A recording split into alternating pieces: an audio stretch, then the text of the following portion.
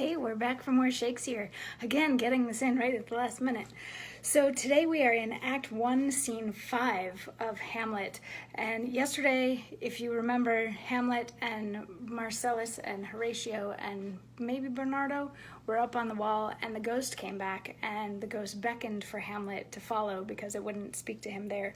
So now in Act 1, Scene 5, Hamlet has followed the ghost to some other location, and there's just little bits that Hamlet says in the middle of this, in between what the ghost says.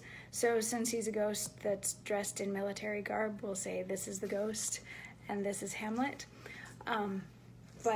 So Hamlet follows the ghost off to another spot and then starts the scene by saying, like, okay, tell me what's going on, because I'm not following you any further. And the ghost is like, I only have a couple more minutes because I have to go back to hell, because that's where I live now, is in hell. And Hamlet's like, well, that sucks. And the ghost is like, yeah, and Hamlet's like, well, okay, tell me what's going on. And the ghost says, I am thy father's spirit, doomed for a certain term to walk the night, and for the day confined to fast and fires, till the foul crimes done in my days of nature are burnt and purged away. But that I am forbid to tell the secrets of my prison house, I could a tale unfold whose lightest word would harrow up thy soul, freeze thy young blood, make thy two eyes like stars start from their spheres, thy knotty and combined locks to part, and each particular hair to stand and end like quills upon the fretful porpentine. But this eternal blazon must not be to ears of flesh and blood. List, Hamlet, oh, list, if thou didst ever thy dear father love, oh, heaven, revenge his foul and most unnatural murder most foul, as in the best it is, but this most foul, strange, and unnatural. Haste me to know it, that with wings as swift as meditation or the thoughts of love may sweep to my revenge. I find thee apt, and duller shouldst thou be than the fat weed that rots itself in ease on Lethe wharf, wouldst thou not stir in this. Now, Hamlet, here. It's given out that, sleeping in mine orchard, a serpent stung me. So the whole ear of Denmark is by a forged process of my death rankly abused. But know thou, noble youth, the serpent that did sting thy father's life now wears his crown. Oh, my prophetic soul, mine uncle. I, that incestuous, that adulterate beast, with witchcraft of his wits, hath traitorous gifts, oh, wicked wit and gifts that have the power so to seduce, won to this shameful lust the will of my most seeming virtuous queen. Oh, Hamlet, what a falling off was there from me, whose love was of that dignity that it went hand in hand even with the vow I made to her in marriage, and to decline upon a wretch whose natural gifts were poor to those of mine.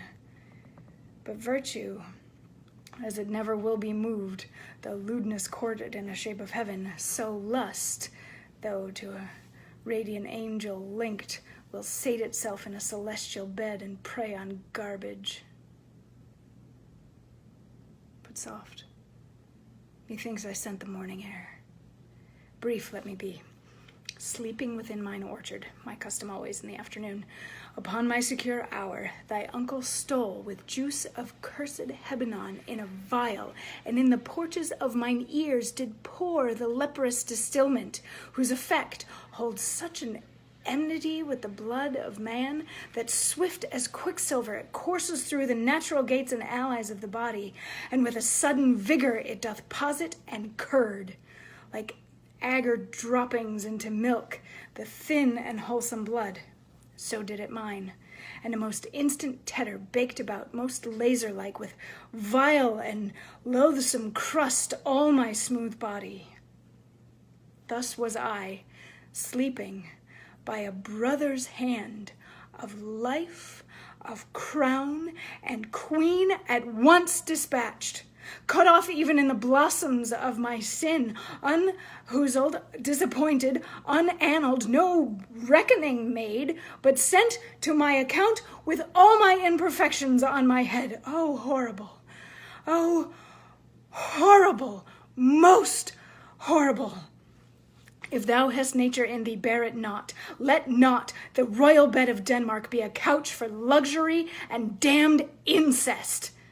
But howsoever thou pursuest this act, taint not thy mind, nor let thy soul contrive against thy mother aught.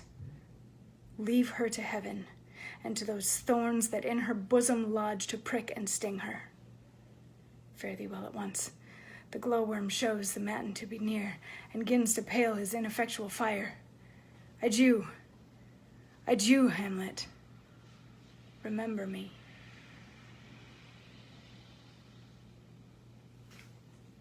So, Hamlet's dad was killed by Hamlet's uncle, who then married Hamlet's mom. Yeah, Claudius apparently got some really horrid poison that freezes up your blood and makes your skin crust over, and poured it in King Hamlet's ear while he was sleeping, and that's what killed him. So, yeah, I think tomorrow we get to hear how Hamlet took all of this, but let's just take a guess. How do you think Hamlet's gonna take all this news? How would you take all this news? Anyway, we'll find out more tomorrow.